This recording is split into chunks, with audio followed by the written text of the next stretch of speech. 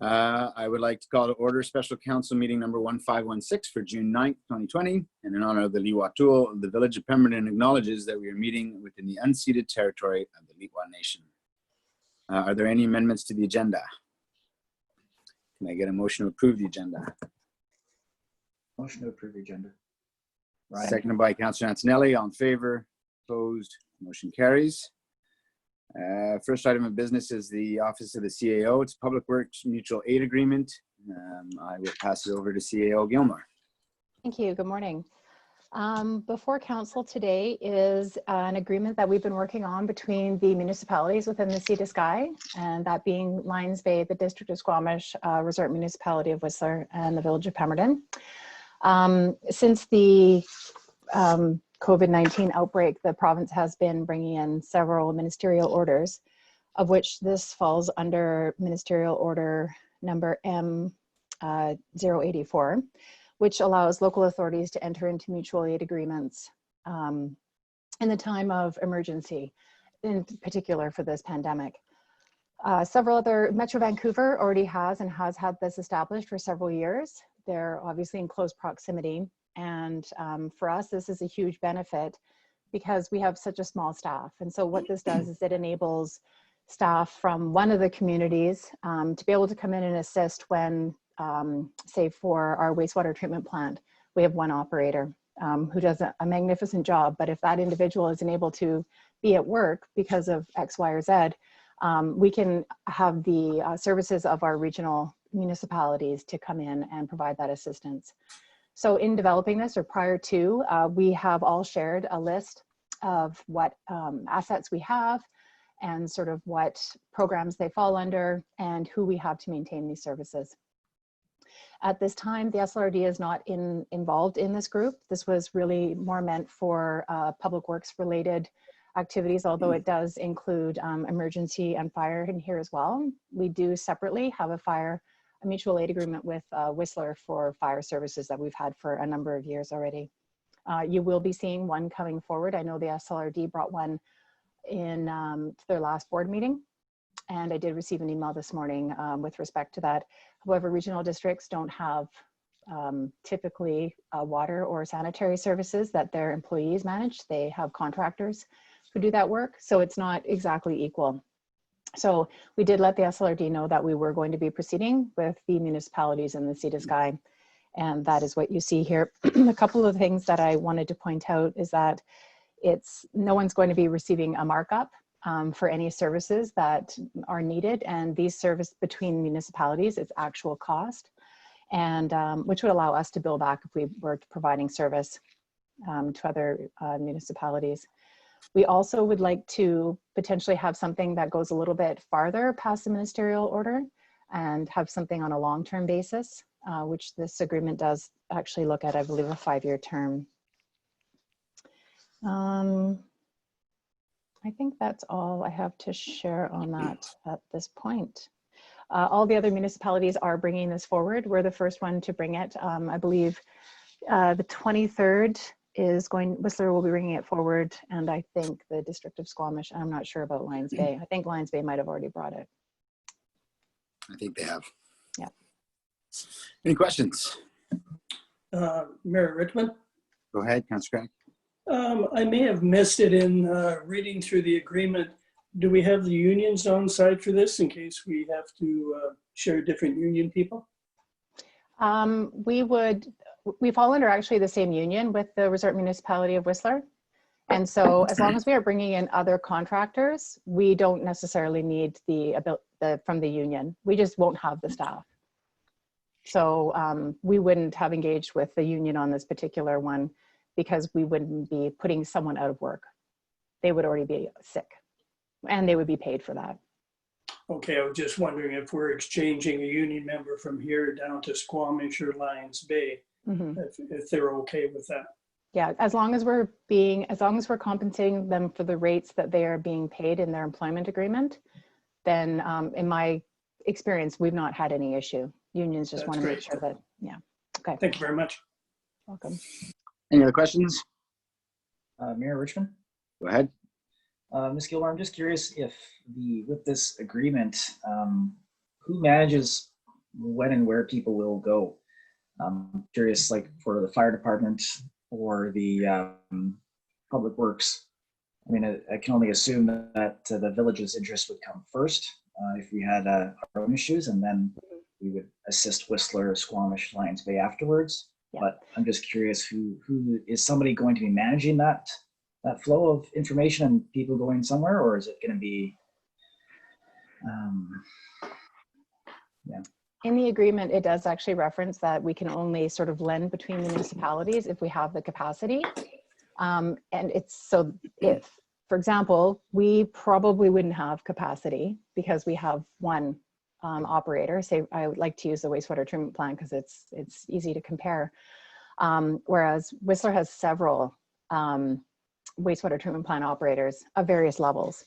So we probably wouldn't lend or have the capacity to lend out. We would more be a beneficiary to this particular instance. And it would be in coordination between either the, I would say the CAOs ultimately. My name is one of those contacts in there.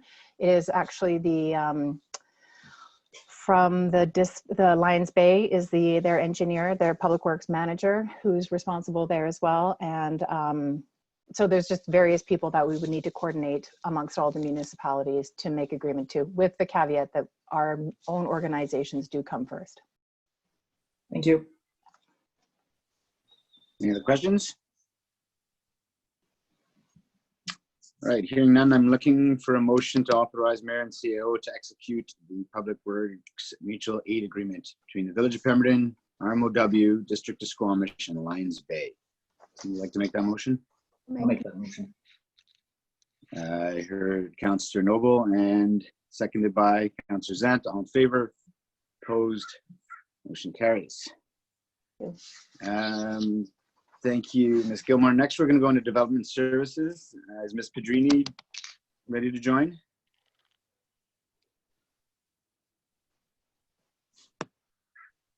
Is Ms. Pedrini ready to join? She's just being entered here. Okay. In the meantime, I am going to recuse myself.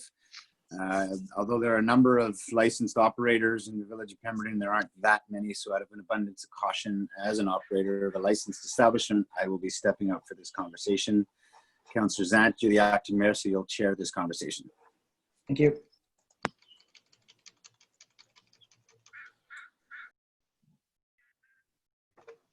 So, good morning, Councillor Zant and Council. So the purpose of my report today is to present for Council's consideration options related to authorizing temporary expanded service area for licensed establishments within the Village of Pemberton. So this has come about from the Liquor and Cannabis Regulation Branch as a means of helping those within the hospitality industry temporarily expand their service areas. So basically outdoor seating, outdoor patio areas, to allow for their customers to physically distance according to the provincial health officer's orders around COVID-19. So before us today will be a decision as to how Council would like to choose how they will authorize these temporary expanded service areas. There are two options that the Liquor and Cannabis Regulation Branch have presented. So one would be that local governments would provide one approval, pre-approval, to cover all liquor primary and liquor manufacturer establishments within their jurisdiction, and who may apply for an expanded service area. Or the local government may choose to review and approve all individual requests for liquor primary and liquor manufacturer expansions prior to licensees submitting their applications to the Liquor and Cannabis Regulation Branch. So option one, or the pre-approval blanket approval approach, would basically be enable the fastest processing of applications within our jurisdiction. And what this means is that the village will not have the opportunity to see individual requests before they are approved by the Liquor, Cannabis and Regulation Branch. If you pass a blanket approval, they would the applications would go directly to the LCRB. Applicants would be required to disclose that they have met all village requirements, and we would receive notice when the expanded service area is authorized by the Liquor and Cannabis Regulation Branch. So if we choose this option, then staff would reach out to our liaison at the Liquor and Cannabis Regulation Branch and let them know that we've chosen to do a pre-approval, and that would be recorded in their system. So I just wanted to note that with this option, the Liquor and Cannabis Regulation Branch would not require evidence from licensees that they have met all the appropriate local permissions, including the use of publicly owned spaces like parking lots, sidewalks, etc. And it will be the responsibility of the licensee to ensure that they abide by all local bylaws. They will be required to affirm through their online disclosure that they have met these requirements. So with option 2, that would be the review of all individual applications by village. This will increase the time that it will take for businesses to begin operating their expanded areas. And it allowed the village to have the ability to determine what information it requires from applicants seeking our approval and to withhold approval if the village has concerns. If the village approves the application, it will be asked to provide written approval to the LCRB, and we would also receive notice when that approval for expanded service area is authorized by the LCRB. So this is considered the default process, and if we choose to go this route, then we don't have any requirements to notify the LCRB. So this would only apply to liquor primary and liquor manufacturing establishments and not food primary. The local governments don't actually comment on the expansion of food primary service areas. So for instance, if a restaurant isn't licensed, they would be able to expand their service area without coming to the village for any kind of feedback. So basically I've outlined the 2 options. We've been asked to decide as quickly as possible and to communicate that decision if we will do a blanket recommendation. And staff is recommending that if the village wants to support local businesses and their immediate needs during this challenging time to expedite the approval process, that I would recommend option 1, which would be the blanket approval. It's important to note that the expansion of the service area doesn't allow for increased capacity in on a patio, etc. There is a occupancy that they have to abide by. It just means that patrons would be further spread apart on a larger area. So an increase in occupancy. So if council wanted to ask me any questions, I'd be happy to answer those now, but the recommendation would be that staff send confirmation to the Liquor and Cannabis Regulation Branch that the village has chosen to pre-approve all applications to temporarily expand service areas. Thank you, Ms. Petrini. Ms. Gilmore? I just wanted to add one note that this would allow them to expand on their own property. If they were to expand onto, we don't currently allow that to happen on municipal properties such as sidewalks or parks, et cetera, et cetera. So we would need a lot of other arrangements plus licensing. So, and I'd like to have that conversation after this one, but just so that you know, they could only expand on their own property. Councillor Sand? I believe Councillor Antonelli had her hand up first, so we'll go with Councillor Antonelli and then Councillor Craddock. Yeah, I just had 2 questions. Who in the village has the liquor primary license, and what happens after October 31st? So through the chair, I wouldn't be able to give you a list off the top of my head. I could start guessing some of the establishments that are licensed. I know Mile 1 is. Are they liquor primary though? They're food, are they not? So I would say the Pemho, the Legion, the breweries in the industrial park, the distillery. I'm not sure if it would Right, be, okay. right? Because restaurants would be food primary as opposed to liquor primary. Correct, Ms. Pedrini, would you agree? I don't want to say off the top of my head. Yeah. I'd have to look into that. And Oh, okay, so it's a pretty small list. yeah, Yeah. It's a pretty small list. Yeah. Was that all, Councillor Antonelli? And October 31st? Yeah, October 31st. Yeah. Does this just revert back to normal or we just don't know? well, the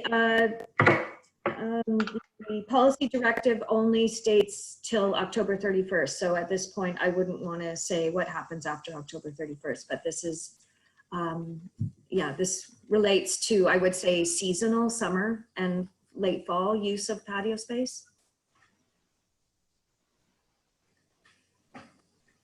Anything else, Councillor Antonelli?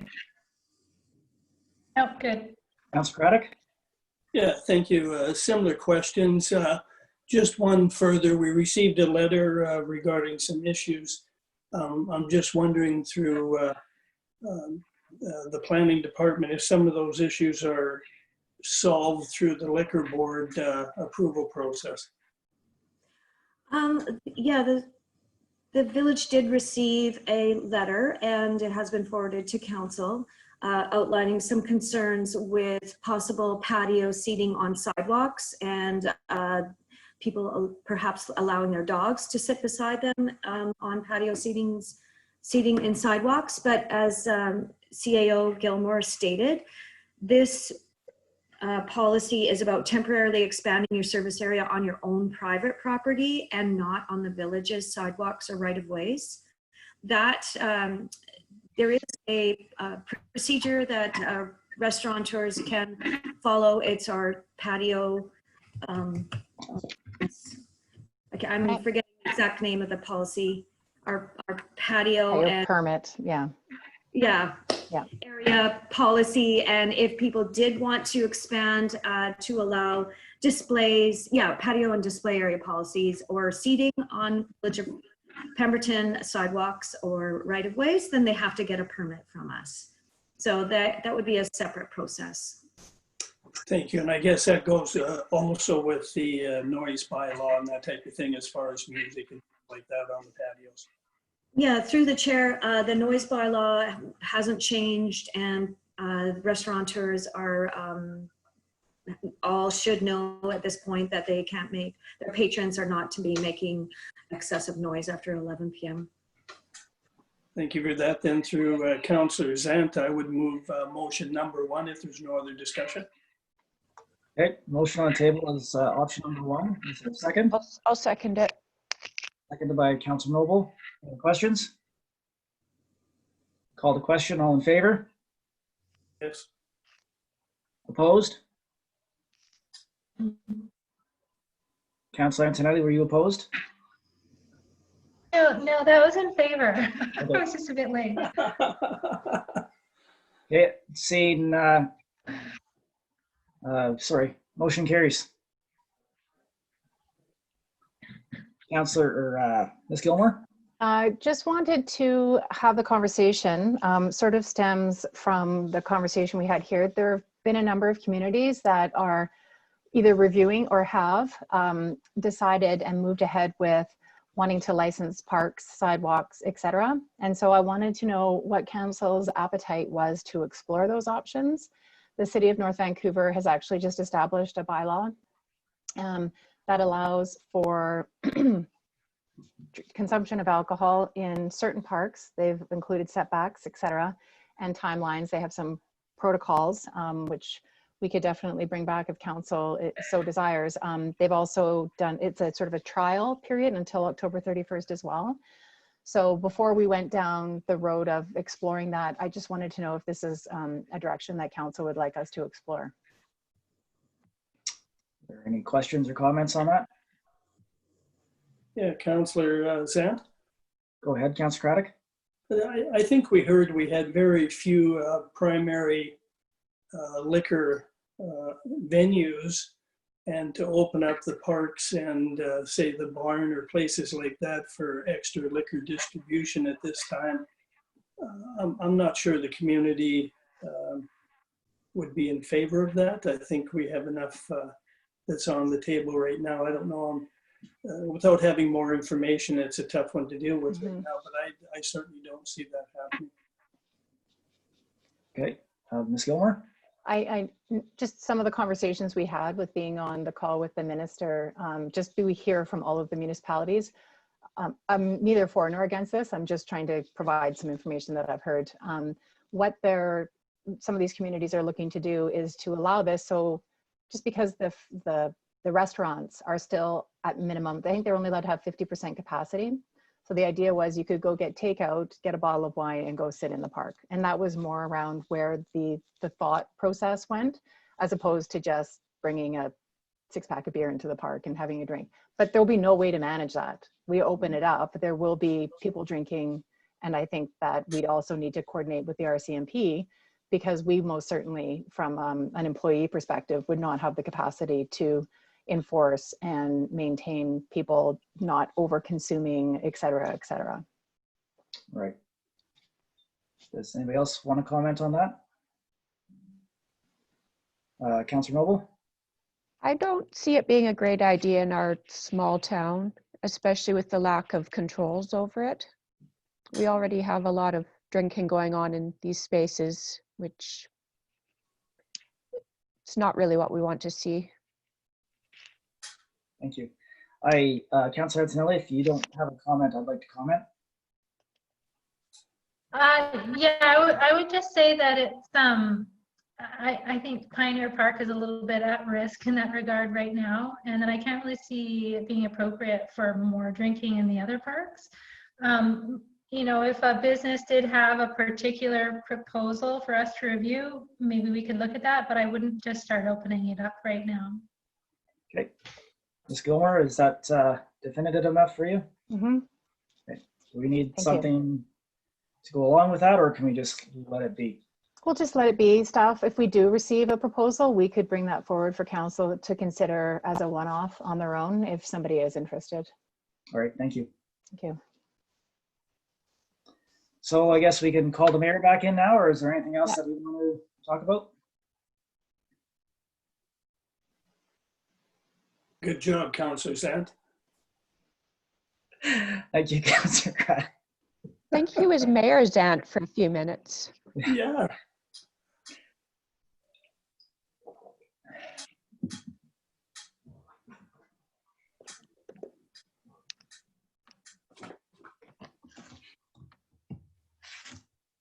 Did text the mayor, so. Yeah, I did as well. Yeah.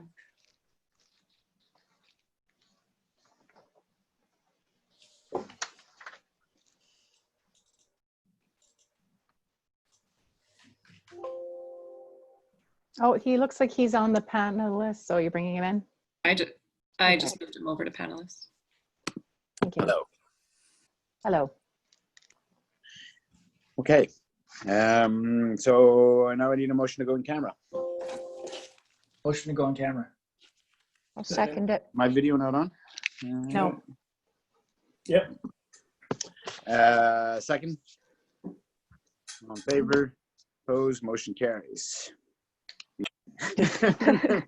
I'll make that. The special council meeting. Councillor Noble, second by Councillor Craddock. All in favor?